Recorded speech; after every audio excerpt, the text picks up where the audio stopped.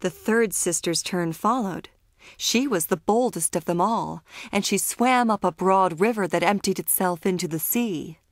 On the banks she saw green hills covered with beautiful vines.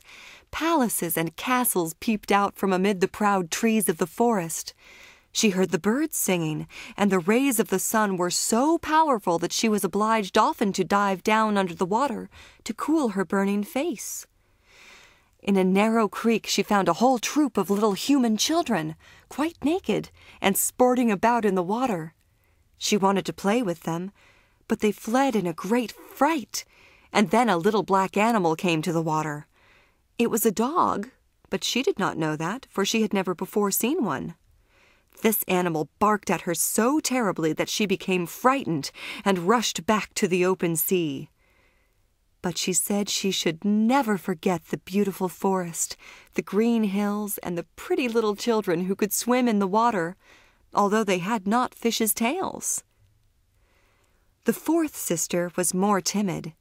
She remained in the midst of the sea, but she said it was quite as beautiful there as nearer the land. She could see for so many miles around her, and the sky above looked like a bell of glass. She had seen the ships, but at such a great distance that they looked like seagulls. The dolphins sported in the waves, and the great whales spouted water from their nostrils till it seemed as if 100 fountains were playing in every direction. The fifth sister's birthday occurred in the winter, so when her turn came, she saw what the others had not seen the first time they went up. The sea looked quite green, and large icebergs were floating about, each like a pearl, she said, but larger and loftier than the churches built by men.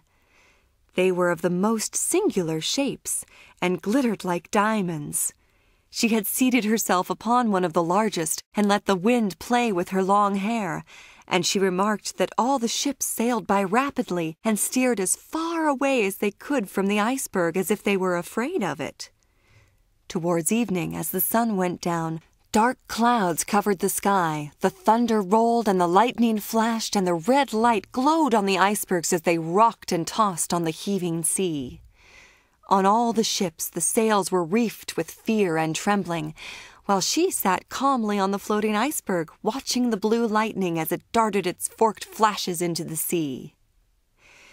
When first the sisters had permission to rise to the surface, they were each delighted with the new and beautiful sights they saw. But now, as grown-up girls, they could go when they pleased, and they had become indifferent about it. They wished themselves back again in the water, and after a month had passed, they said it was much more beautiful down below, and pleasanter to be at home.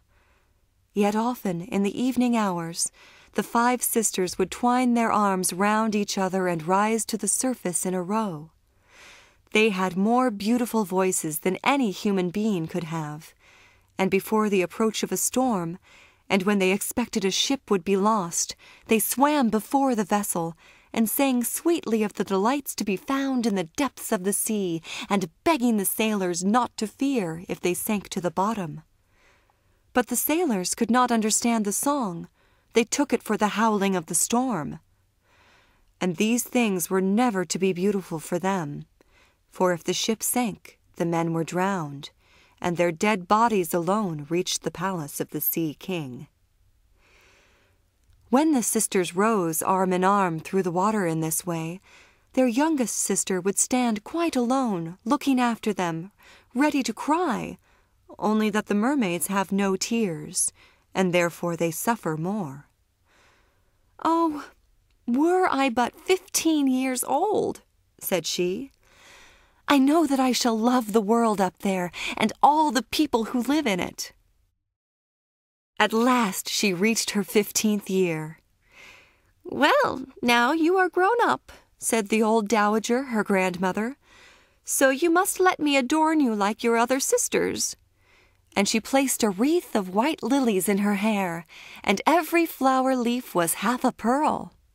Then the old lady ordered 8 great oysters to attach themselves to the tail of the princess to show her high rank.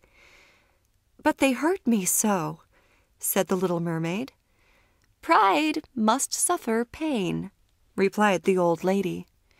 Oh, how gladly she would have shaken off all this grandeur and laid aside the heavy wreath. The red flowers in her own garden would have suited her much better, but she could not help herself. So she said, "Farewell," and rose as lightly as a bubble to the surface of the water. The sun had just set as she raised her head above the waves, but the clouds were tinted with crimson and gold, and through the glimmering twilight beamed the evening star in all its beauty. The sea was calm, and the air mild and fresh. A large ship with 3 masts lay becalmed on the water, with only 1 sail set, for not a breeze stiffed, and the sailors sat idle on deck or amongst the rigging. There was music and song on board, and as darkness came on, 100 colored lanterns were lighted, as if the flags of all nations waved in the air. The little mermaid swam close to the cabin windows, and now and then, as the waves lifted her up, she could look in through clear glass window panes and see a number of well-dressed people within. Among them was a young prince, the most beautiful of all, with large black eyes. He was 16 years of age, and his birthday was being kept with much rejoicing. The sailors were dancing on deck, but when the prince came out of the cabin, more than 100 rockets rose in the air, making it as bright as day.